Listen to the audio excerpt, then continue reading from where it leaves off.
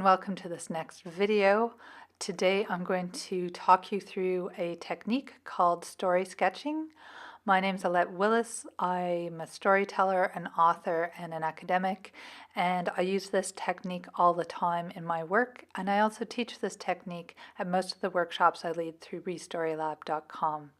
Story sketching is similar to what visual artists do when they draft out a scene, trying to determine what to include in it, what to leave out, and what their point of interest is. It's also similar to what musicians do when they're practicing their scales. It's a warm-up exercise. It also helps you build your skills as a writer, and it gets words down on paper. It's based on the work of Dr. Gabrielle Rico, who is a professor of creative writing in the States, who passed away not that many years ago. And if you're interested in knowing more about Gabrielle Rico and what she called cluster writing, I encourage you to go online and look at gabriellerico.com. Her website is still online, even though she's passed away. Dr. Rico did most of her work in the late 80s, early 90s, when people were really into this idea that there was a left brain and a right brain. We know now it's not quite that simple, but her goal of bringing more of the brain to the creative writing process is quite useful. Particularly, she was interested in engaging the visual parts of the brain to overcome some of the linearity of the language parts of the brain, which is what we mostly draw on in creative writing. And she wanted to do this in part to help silence, or at least quieten, the part of our mind that criticizes everything that we do and that can make it difficult for us to do creative work because it's always judging us and judging our work as good or bad. And so that was her main goal. This is a very analog process. So what you will need is a pen and either an A4 or letter-sized sheet of paper or a A5 notebook turned on its side. If you're using a piece of paper, fold it in half, and in the top half of the paper or the notebook, write the central theme of the story or scene that you're working on, either the central theme or the central emotion, and then spend 5 minutes brainstorming everything that connects to that central theme in sort of a mind map format. Remember, you're trying to ignore your inner critic, so put down everything that comes into your head without censoring it, and make sure you've got all the connections down on that top part of the paper. Once the 5 minutes are up, and I'd like you to keep going for a full 5 minutes, then you will move down to the bottom half of your page and you'll start doing some stream of consciousness writing. The reason that we have a top half and a bottom half here is that if you get stuck at all with the writing, you can look up at the mind map and hopefully that will inspire you to write some more. If you do get completely bogged down and do not know what to write at all, I want you to just keep the pen moving across the page, writing blah, blah, blah, I don't know what to write, blah, blah, blah, until inspiration hits you again. It's very important to keep going for the full 5 minutes. We all have rehearsed stories, and it's only by getting past the rehearsed stories that we get to the meatier, juicier stuff underneath. Okay, now that I've talked you through the basics of the cluster writing, it's time to actually do it, the practice portion of the video. So I'm going to invite you to go get a pen and paper and to come back here. And when you're back here, restart the video. And I'm going to lead you through something called the theater of the imagination, and we'll get you started on your story crafting journey. All right, now that you've got everything you need for the cluster writing exercise, I want you to put it down somewhere in easy reach. But before we do cluster writing, we're going to do a little bit of daydreaming. Daydreaming is essential. It's an important skill that we just don't practice enough anymore, now that there's so many screens around us screaming for attention all the time. So we're going to spend a little bit of time in our own minds exploring the rich resources that we all have in our heads. So put your feet flat on the floor, and if it's safe to do so, either close your eyes or gaze in an unfocused way at the table or carpet in front of you. And now I'd like you to take a deep breath in and out, and another breath in and out, and a third breath in and out. And as you release that third breath, I'd like you to ask your mind to show you a scene that has to do with that theme that you want to write about today. So this could be an imaginary scene, or it could be an experience from the past. And just wait a minute to see what rises into your inner attention.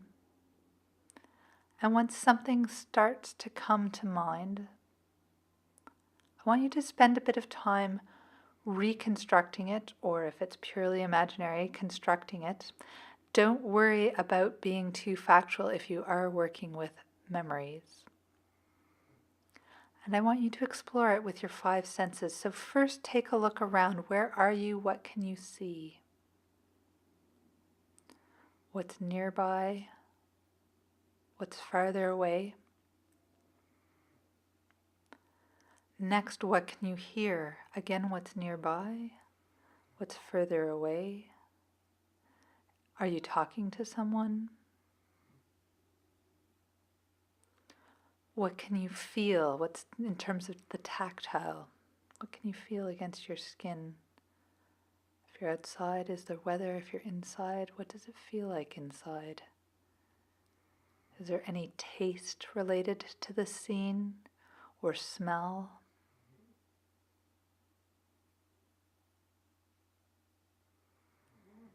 And once that scene's starting to become more concrete, I'd like you to rewind what happened before this scene.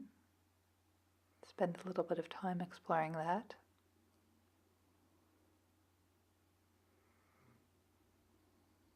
And then fast forward what happens after this scene.